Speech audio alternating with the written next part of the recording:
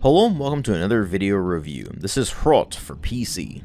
This is a retro throwback first-person shooter developed by a developer that I think is pronounced Shpetinev, but I'm not 100% sure on that because I don't speak Czech.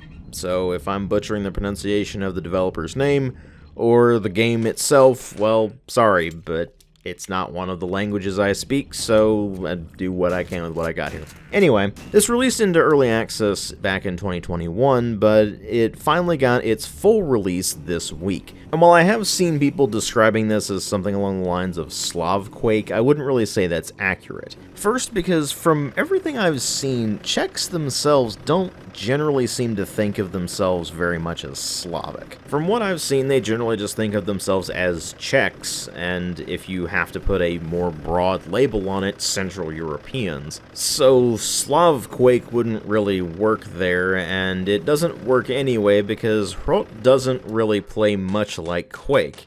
It's actually much more heavily influenced by the likes of Chasm the Rift, so it would really be more along the lines of Czech Chasm, which is a bit weirder to say, but definitely more accurate. But anyway, I'm going off on tangents here, and I need to reel it back in. So let's just go ahead and start talking about the game itself. How is it as a first-person shooter and a retro throwback shooter in general? Well, let's just go ahead and start delving right in and find out. And like always, we'll go ahead and start with the presentation, which, honestly, I should just read directly from the Steam store page on some of this because it's actually quite interesting. More specifically, it runs in a custom engine written in Pascal, imitating 1990s software-style rendering with unfiltered textures and polygon jitter. What does that mean? Well, it means that HROT has an advantage over a lot of other retro throwback shooters in the sense that those other retro throwback shooters are being built in more modern engines to look and generally replicate the feel of a classic retro shooter, whereas HROT was built from the ground up on an engine level to look the part. And it definitely does, because not only do you have very blocky modeling, very rudimentary animations, and rather low-res textures that all look the part of a classic retro first-person shooter like, say, Quake or Chasm, but it even has a bit of that warping effect that you would see in a lot of early 3D games, particularly on, say, the PlayStation 1, but it was also on PC as well. And it just gives an extra bit of authenticity to that retro feel. But it's not just the fact that the developer clearly understood how to make this look retro on a fundamental level, it's that those retro stylings mesh perfectly with the art style they've gone with, which is a warped, twisted vision of Czechoslovakia circa 1986. Where Czech history and culture collide with Soviet architecture and propaganda to create a very bizarre location that is made even more bizarre by all of the supernatural elements that are being thrown into HROT. From mad Soviet scientist stylings on up to more mystical elements, there's just a lot to process when it comes to the visuals in HROT, and when you put that into the retro stylings, it just ends up working really well. It works so well, in fact, that the game's extremely limited color palette doesn't actually end up working against the game, but oddly enough works in favor of it. After all, it's set in Soviet Czechoslovakia, which means that you're gonna have a very muted color scheme anyway, because that's just how the Soviet Union rolled, but even more than that, you end up with this really oppressive atmosphere that is just present throughout the entire game and is enhanced by that color scheme. Now, when I speak about this atmosphere, this is also going to lead me over into the audio design, but before I do that, I want to mention that overall, the visuals are very well done. Obviously, it's not going to impress you from a visual fidelity standpoint, but in terms of the retro stylings and the atmosphere they've created with those retro stylings, they've done a great job with the visuals. This leads me over into the audio, because the atmosphere is not just the visuals, it's also the audio, and they've done a great job with most of this as well. Weirdly enough, the strongest audio in this game is actually the ambient sounds, just the soundscape as you're wandering around and exploring the various levels. It is very moody and really helps to enhance that atmosphere, and this is helped by the use of music in a more strategic sense than you would expect from most retro throwback shooters. When you go and play most retro throwback shooters, it's constantly playing a usually kind of heavy metal soundtrack.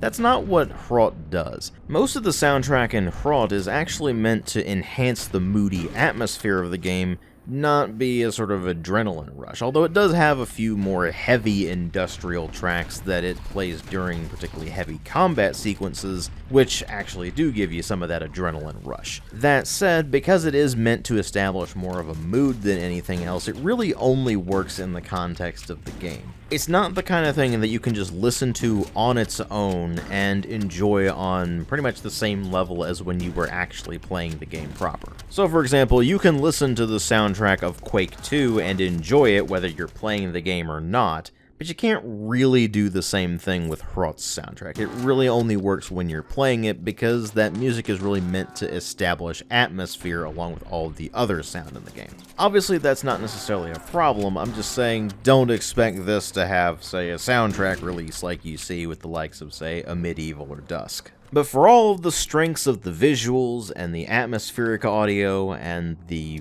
soundtrack enhancing that atmosphere, there is one significant weakness in the presentation department, and more specifically the audio design, and that is the sound effects themselves, more specifically the gun and explosion sounds. They're just not very good. That's to say nothing of the way the weapons actually perform in the gameplay mechanics. It's just that when you're running around shooting the shotguns, for example, or launching grenades at enemies using the Hussite hand cannon, or shooting crossbow bolts at things, or any number of other weapons that you're using, you just never get the impression from the sound effects that they're actually all that powerful. And that's just a shame, really. All the other aspects of the presentation are rock solid, but then you get to the gun and explosion sounds and they're just fairly weak. Obviously, with the rest of the presentation more than compensating for that, it's not a deal breaker, but it's still disappointing nonetheless.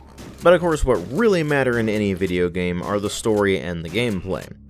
Which in this particular case means the gameplay, because this game basically doesn't have a story.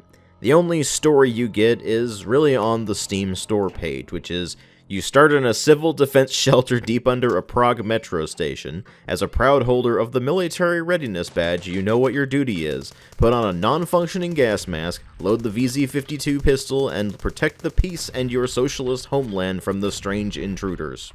No, really, that's the only story you actually get in HROT. If you're thinking that the blurb at the end of an episode, like you would get in the likes of, say, Doom or Quake, will help to enlighten you, you would be sorely mistaken, because at the end of every episode, the only text crawl you get is a recipe.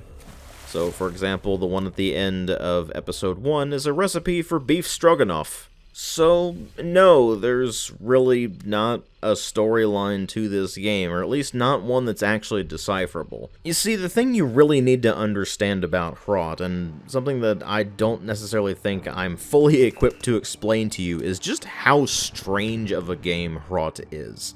It's a game where, unless you are Czech, or you at the very least have a very strong understanding of Czech history and culture, you're just going to be completely lost the entire time you're playing it. Because you're just not going to understand any of the references that are constantly being thrown at you. You're not going to understand why the enemies are designed in the way they are, and some of those enemies are just outright bizarre. I mean, most of the enemy roster is understandable. It's things like soldiers with shotguns, rifles, submachine guns, grenade launchers, and things like that, and even the odd attack dog or attack helicopter here or there.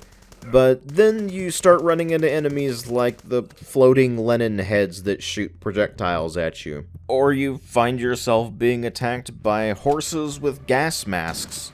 Or you go into a boss arena and find yourself being attacked by an animated hobby horse.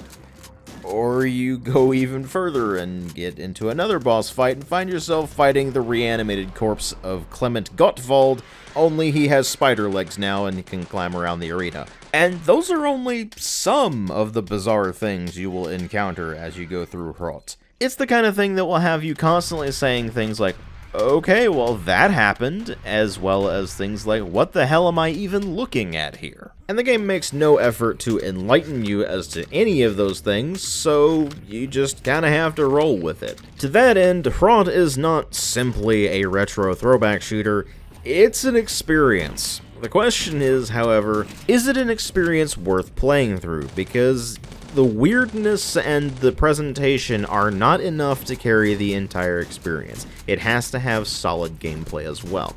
So what exactly is the gameplay in HROT? Well, it is a retro throwback first-person shooter, which means that you're going to be running around at a very high movement speed, you are going to be blasting the living crap out of any enemies that get in your way, you are going to be collecting keys that will allow you to access different areas of the levels, and those keys come in 3 flavors like you would expect from most first-person shooters of the classic era, only in this particular game they are the rusted key, the common key, and the aluminum key. There is no regenerating health. Whenever you take damage, it goes out of your armor and health values, and the amount of armor you have will reduce the amount of health damage you're taking. And your primary method of replenishing these is going to be finding health and armor pickups scattered throughout the levels, with most of the health pickups being various food items, except for one of them actually being a med kit, and the various armor pickups mostly being things like money and medals, and the odd article of underwear. Health is a bit of an exception in this regard because you can also find bottles of wine which count as a weapon. When you equip that weapon, you can use the primary fire to drink the wine, and that will replenish 10 health for every sip of wine you take, at the cost of course, being a bit tipsy for a brief moment. Or you can use the secondary fire and use it as an actual weapon, whereas you throw it at enemies as a Molotov cocktail.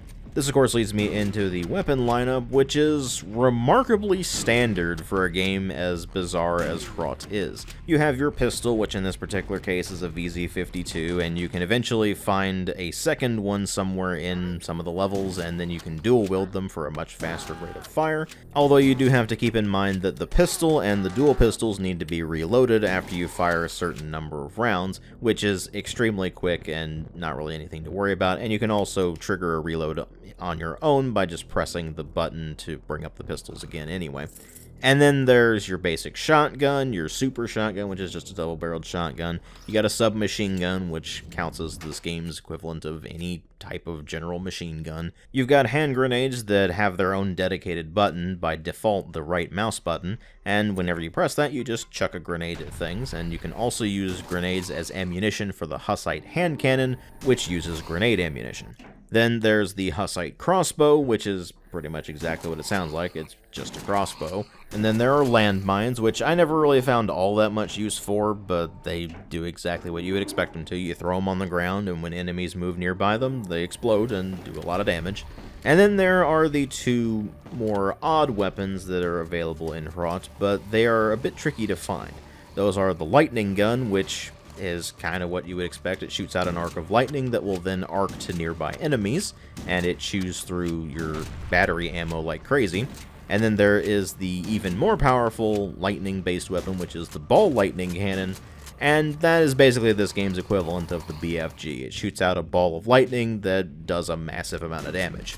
All in all, a remarkably standard arsenal for a game as weird as this, but it ends up working out just fine, because all of the weapons are quite satisfying to use, despite the fairly weak sound effects that go along with them. That said, as solid as the weapons generally feel, there is a noticeable issue with the way the levels are designed, in the sense that some of the enemies you'll be going up against are a bit spongy, which is something you expect in a game like this, and they do reserve the more powerful enemies for being the spongy ones. But particularly once you get to episode 2, you start seeing more and more tanky enemies that you're going up against, which makes sense, but unfortunately, they're relatively stingy with the ammo pickups, so there are quite a lot of instances, particularly in episode 2, but also in episode 3 to some degree, where you are just barely scraping by with ammunition. In fact, during the boss fight at the end of episode 2, I actually completely ran out of ammunition for all of my weapons, just because not only is that boss really tanky, but it keeps spawning in enemies for you to fight, and those also drain your ammo resources. Some of them also replenish some of your ammo resources, but I got unlucky with those spawns. Eventually I did sort that out and get through that boss fight at the end of episode 2, but keep in mind, I was playing through the entire game on the hard difficulty, not even the very hard difficulty, just the hard difficulty. And after episode 1, I found myself barely having enough ammo a lot of the time, and even more often, having barely any health because enemies would do a lot of damage to me in very short order, and the game got very stingy with the health and armor pickups as well. It was never completely unmanageable, but it did get pretty frustrating at times, especially when I would go for long stretches of levels without finding any health or armor pickups, because they were presumably hidden away in secret areas. That's something else you have to keep in mind. This game has a lot of secret areas, and a lot of them are rather well hidden, so while they certainly will help with getting you certain weapons early or being able to find the second pistol or things like that, you can't really rely on those to fill up your ammo, health, and armor reserves because you really have a hard time finding a lot of them. And don't get me wrong, I know I was playing on the hard difficulty, and I should expect a retro throwback first-person shooter to actually be challenging on that difficulty, and it was. I'd still say that they were definitely too stingy with the health, armor, and ammo pickups. When you go into Episode 2 onwards, you start running into more enemies that can do a lot of damage to you in extremely short order, to the point where they can practically two-shot you. And some of them can practically one-shot you just because they shoot out a whole bunch of projectiles all at once, all of which do a lot of damage, so if you get hit with multiple of them, well, it's practically a one-shot. So in light of that, even on the hard and very hard difficulty settings, they definitely could be less stingy with the health, ammo, and armor pickups and still not lose any of the challenge. But despite the difficulty tuning being a bit off and of course the wimpy weapon sounds, the actual combat loop of HROT is pretty satisfying. They've done a very good job of emulating that classic retro feel, and it feels a lot like Chasm the Rift, particularly with regards to the way you move. It's not like in, say, Quake, where you're going to be doing a whole lot of rocket jumping or anything like that. You don't actually do a whole lot of jumping around in HROT. There is some of that, but it's mostly used for accessing different secret areas and such. When you're actually trying to fight enemies, you're mostly going to be running around on the ground because you don't have much height with the jump and it doesn't increase your speed any, so there's not really any advanced movement text other than trying to strafe around enemies and enemy attacks. That is way more in Chasm's wheelhouse than it is Quake's. Obviously you could play Quake that way, but Quake had a lot of jumping involved and a lot more advanced movement available.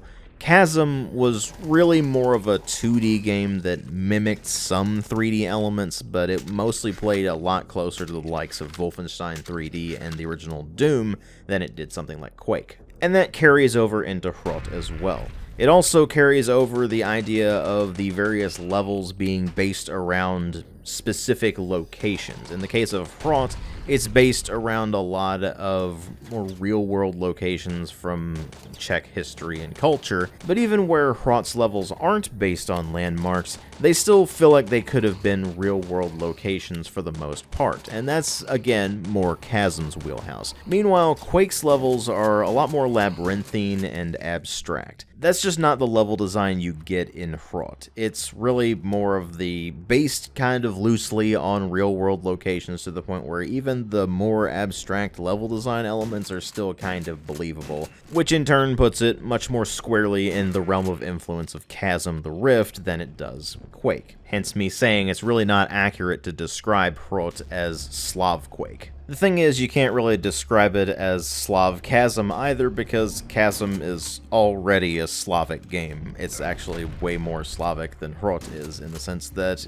it was developed by Ukrainian studio Action Forms. Anyway, my point is with this, that HROT is definitely a retro throwback shooter that fully understands the ideas that were put forth in those classic shooters and replicates them to a great degree, while also doing its own thing with regards to all of the stylings and just the bizarreness of it. And ultimately, despite its issues, it does end up being a very solid first-person shooter for those of us who are interested in retro throwback shooters. Is it the kind of thing that's going to convert you if you aren't already a fan of retro throwback shooters, however? Probably not. If you are a fan of Chasm, on the other hand, this is an absolute must-play, because we don't really get a whole lot of Chasm-likes. Obviously that makes sense given that Chasm is a bit of an obscure title that most people aren't even aware of, let alone have played, but it's still refreshing to see something that takes ideas from a variety of classic first-person shooters and brings them forth into a package that generally works very well. While HROT definitely has almost nothing going on in the story department, it makes up for that with its sheer amount of weird atmosphere and the strong core combat loop, as well as the pretty solid level design. And there's a decent amount of content in here as well. Depending on the difficulty setting you're playing on, this is going to take you somewhere around 5 or 6 hours to complete. A respectable amount of time for any kind of classic style first-person shooter, where it doesn't really overstay its welcome, but still manages to feel like there's a good amount of content there. There is, however, the issue of replayability. Beyond the campaign, there's just not much going on in HROT. Obviously, you can go back and play through previous episodes' levels on higher difficulty settings and go secret hunting and such, but if you want to go beyond the campaigns, the only thing you have is the endless mode, which is just you fighting off waves of enemies until eventually you fail. It doesn't have a multiplayer mode of any kind, so if that's the kind of deal breaker for you, then it's something to be aware of. Overall though, I'd say that HROT is definitely well worth experiencing if you're a fan of retro throwback first-person shooters, particularly if you enjoy Chasm the Rift, but even if you don't enjoy Chasm the Rift, HROT is still a very solid retro throwback shooter that, while it won't necessarily convert you over to retro throwback shooters if you weren't already a fan, will definitely be something you'll enjoy. I ultimately give HROT a 3.5 out of 5. It's a very solid game in and of itself, but if they were able to fix the weapon sound issue and tune the difficulty better, then I might bump that up to a 4 out of 5 instead. Thank you all very much for watching. If you like my videos, please consider supporting the channel on Patreon. If you can't afford to or don't want to, that's perfectly fine. I understand. But the option's there if you're interested. Thanks again for watching, and I'll see you all in later videos.